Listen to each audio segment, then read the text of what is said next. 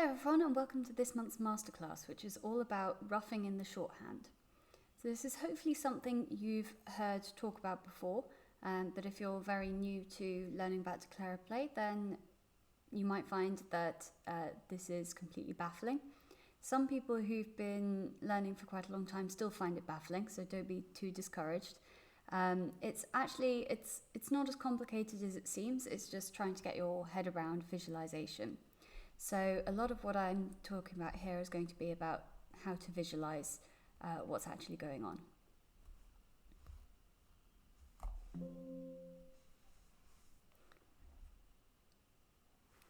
So the first thing to talk about is what exactly roughing in the shorthand even is.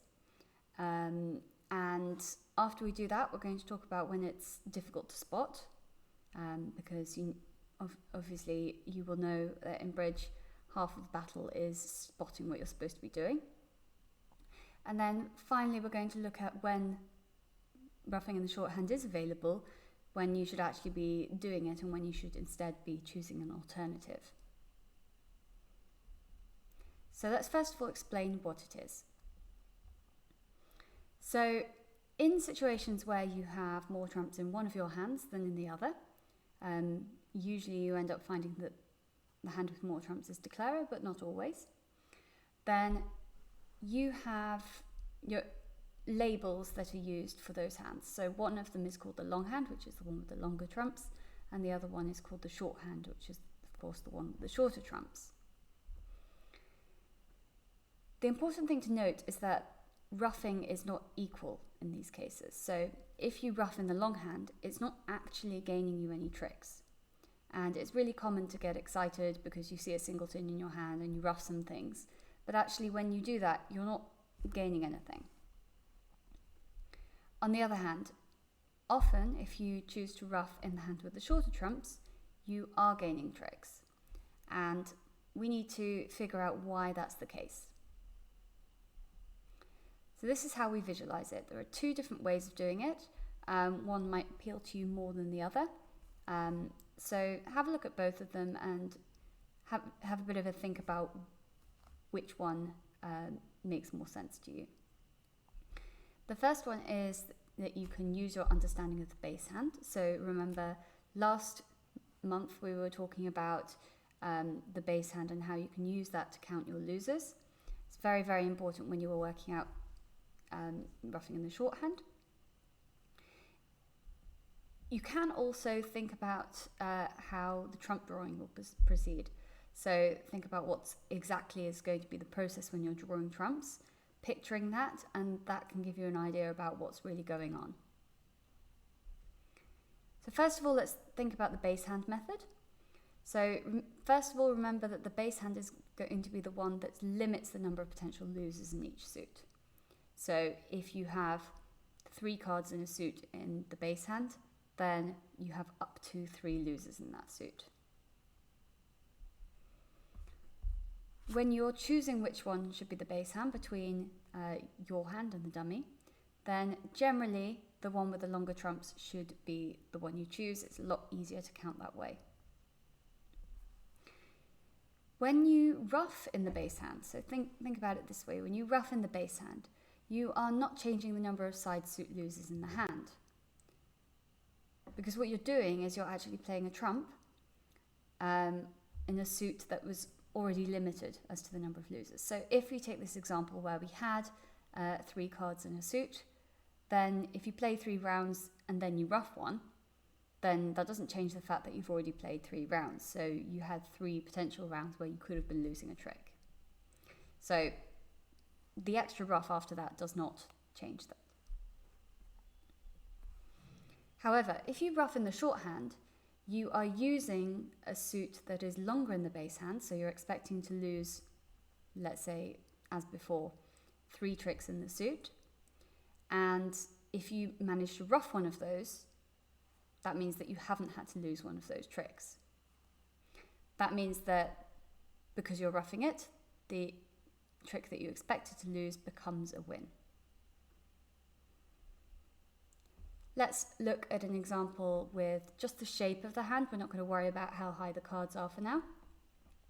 We've got the shorthand, which only has 3 trumps, trumps of spades, and the long hand, which has 5 trumps.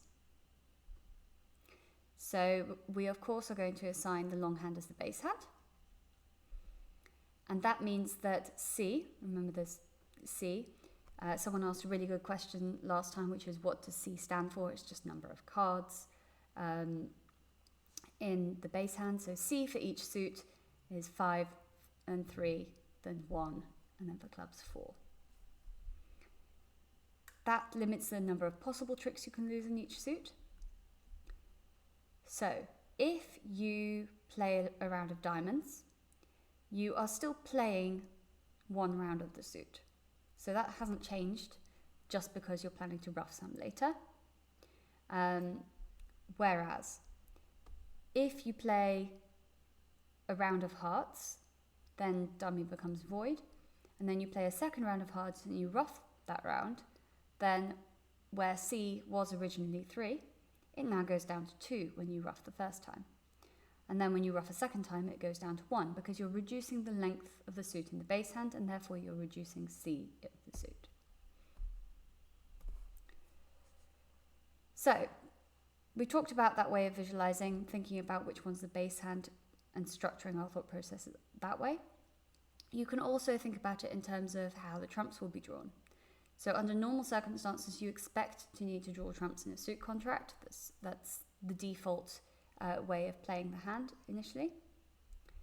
So if you assume that you're going to do this, you think, okay, I'm going to draw the trumps and not going to take any ruffs, then you can get, of course, up to C trumps, the length and long hand. You're not going to be able to make more than the length of the suit because you don't have any more cards.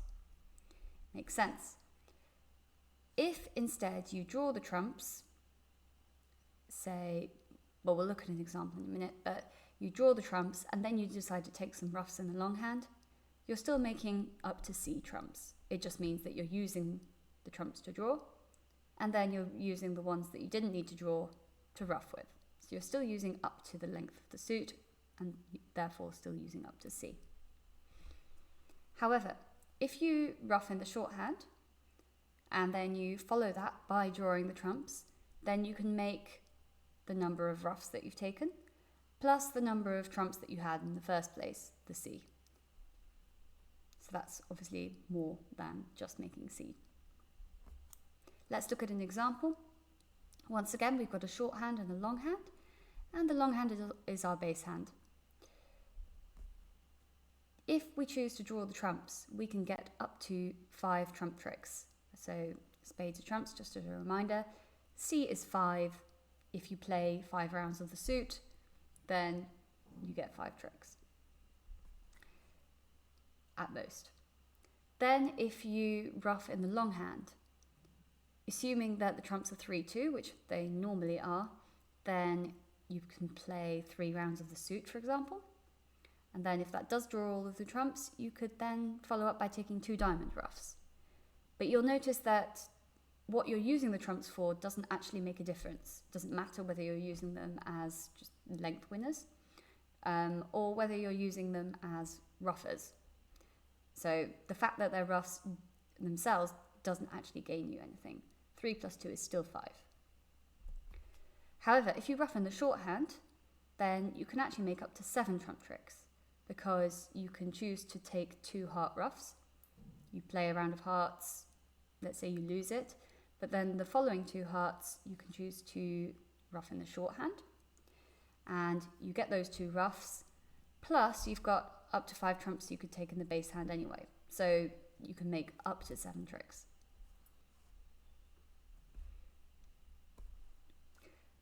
You'll note a little bit of a difference in between the assumptions we're making with ruffing in the long hand and the short hand. If we're ruffing in the long hand, then it doesn't make a difference. We're planning to use those trumps, so it doesn't matter whether we're drawing first, and therefore we can choose to draw first, which is usually the safer option. However, if we're ruffing in the shorthand, you can't draw trumps first because if you do, then you run out of trumps in the shorthand. So that's something to be aware of. It could be that you can't draw any trumps. It could be that you can draw some trumps, but not all. It depends on the hand itself. A final thing to remember while we're doing this visualization and picturing of what's going on is that ruffing in the long hand can also mean that you end up losing trump control. So if, we're making this assumption that the trump's 3-2, if they turn out to be 4-1 and you've already ruffed twice and you only have 5 trumps in the long hand, then you only have 3 trumps and someone else has 4. So you have fewer trumps than that opponent, and it will be very, very difficult for you to keep control of the hand. So if there's a bad trump break, then ruffing in the long hand can be extremely dangerous. And you might have found that if you've taken ruffs in the long hand that you have found yourself in these situations where the opponents have more trumps than you. It's not much fun. Okay, the second thing to talk about is when it's difficult to spot. Now that you know how to visualize, then it should be a little bit easier, but just pointing out the more difficult times because it means you can be eagle-eyed if they come up. So the first one is that it's a very common situation, but sometimes people don't notice that a ruff in the shorthand is available when actually in the shorthand, the suit you're going to be ruffing has a doubleton rather than a singleton or a void. So the hand might look something like this. Instead of having the singleton heart, we have a doubleton heart, but that doesn't change the fact that you've got 3 hearts in the long hand, the base hand, and only 2 in the shorthand. You've still got the opportunity to ruff this 3rd heart. It's not a true shortage, but it's still shorter than the long hand. First of all, you have to start by playing 2 rounds of hearts instead of 1 to void the shorthand of the suit, but then after that 3rd one will be available for a ruff. Presumably, if your trump is high and the opponent's not going to over trump, then that will prevent that card from becoming a loser as well. You have to be a little bit careful depending on exactly what is going on.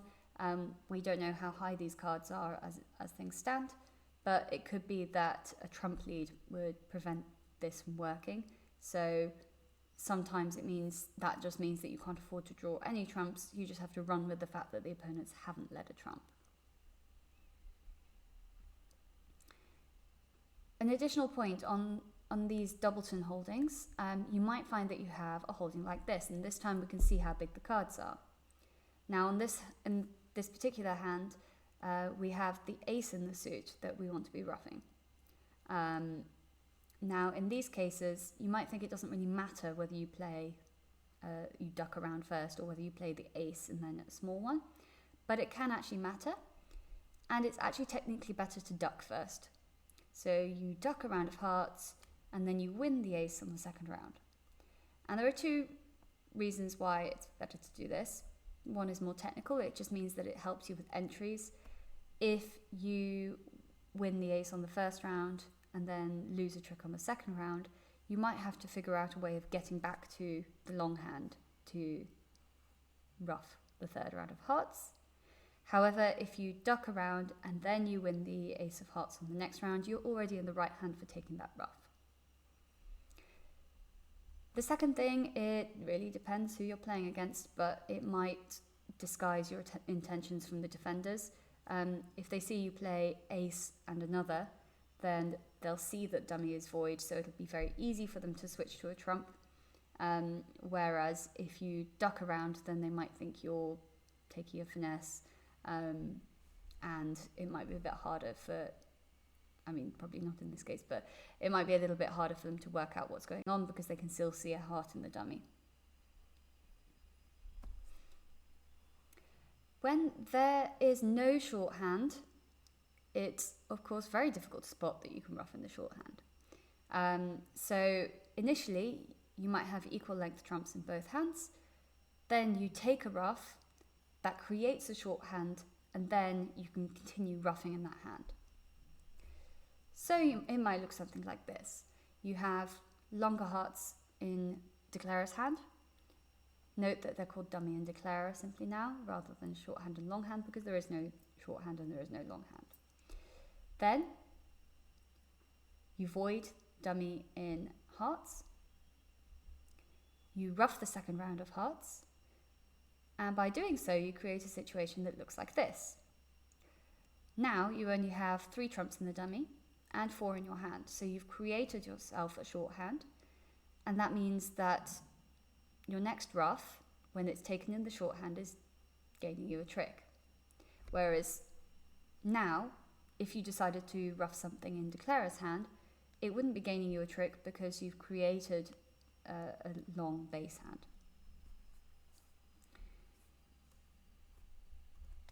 On the other hand, if you ruff, the other thing to think about is that if you ruff in the declaring hand, it means that you won't be able to cope with a 4-1 trump break anymore because you only have 3 trumps in each hand. So be really, really careful about doing this. A lot of people get excited and they want to do a cross ruff, but cross ruffs are actually a bit overused in general. And often when you're cross ruffing, you're not really cross ruffing, you're just ruffing in the shorthand and using trumps as entries. Okay, when to choose an alternative line. So when not to ruff in the shorthand. It is going to be an inferior line if instead you just have a whole bunch of winners in the shorthand that you can discard your losers on instead. So have a look at this example. We've got all these lovely diamonds in the dummy. We're not using them for anything because the only thing that's being used is the ace to cover our singleton 4. After that, C becomes 0, so the king and the queen are not doing anything. So instead of using the king and the queen for throwing away our clubs, what we can do is we can use them to throw away our hearts, and then we don't have to do any ruffing of the hearts. So instead we can simply draw the trumps and throw the hearts away at the diamonds. Now the risks with ruffing 2 hearts instead are that the opponents, seeing that we have lengthened clubs, might be able to find a club ruff. And it also means that, we don't know what the opponents have led on this particular example, but it means that if the opponents lead a trump, then the line won't be robust, it won't work, because the opponents will be able to lead a trump, they win the round of hearts that we play to void ourselves in the suit in the dummy, and then they play another trump.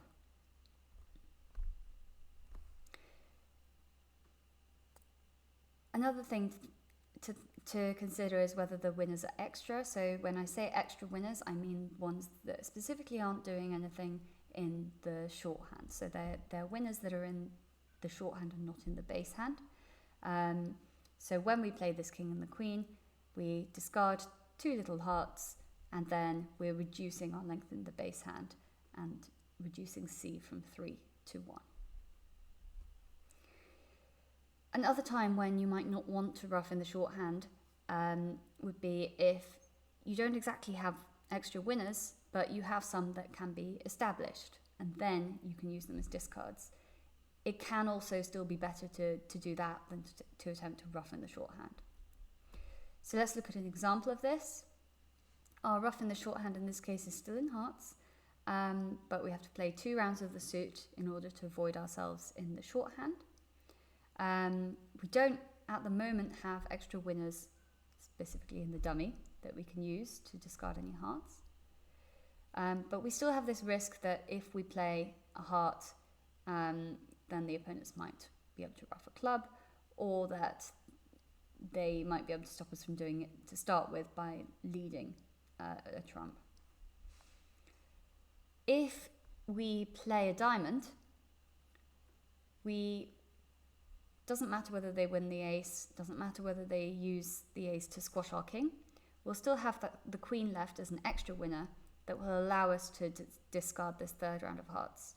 And that is a lot safer than attempting to ruff that 3rd round of hearts. Another thing to watch out for is checking the bidding. which is always involved in when you're deciding on which line to take as declarer, but can often be overlooked. So think about, what have the opponents shown in the suit that I'm trying to ruff? Am I potentially going to get over ruffed? And check how big your trumps are as well. So let's look at an example. This one's a bit more complicated because we have the whole auction available. So on this occasion, hearts are trumps. We're in 4 hearts.